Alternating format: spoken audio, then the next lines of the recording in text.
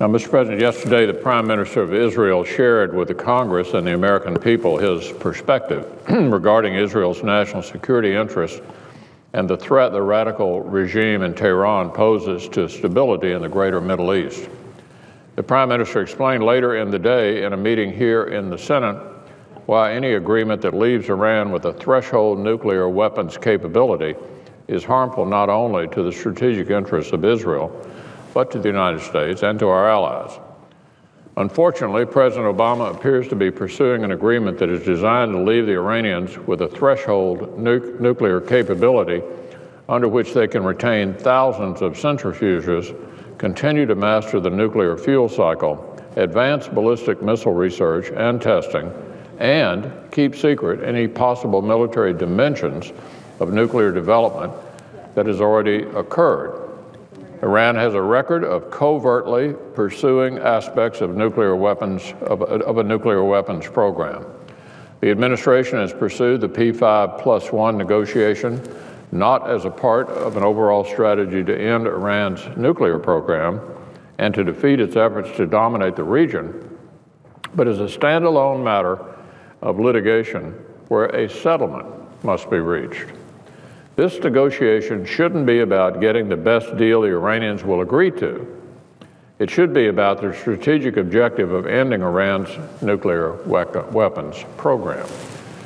Now, many in Congress have been wary of what kind of concessions the Obama administration might agree to with the Iranians and what were the responsible steps to be taken if Iran refused to give up the pursuit of nuclear weapons capability.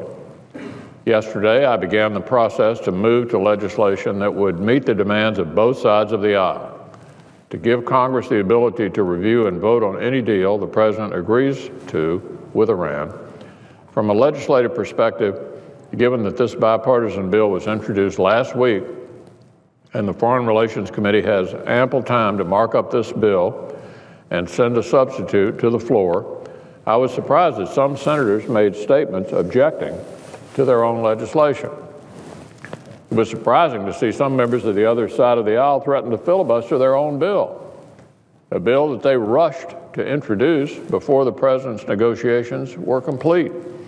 This isn't complicated, Mr. President. A bill was introduced, and as I discussed with the chairman of the Foreign Relations Committee, it can be marked up, and the committee-passed bill would be the substitute the Senate then considers. From a policy perspective, it makes clear to the administration not to strike a deal that leaves Iran as a threshold nuclear state. And it makes obvious sense to consider the Nuclear Review Act before the deadline for a political agreement, because the Iranians need to know that congressional sanctions will not be lifted if a bad deal is reached, and some will oppose lifting sanctions if they refuse to disclose the potential military dimensions of their nuclear program. But look, time is running out. Iran's foreign minister said today that he believes they are very close to a deal.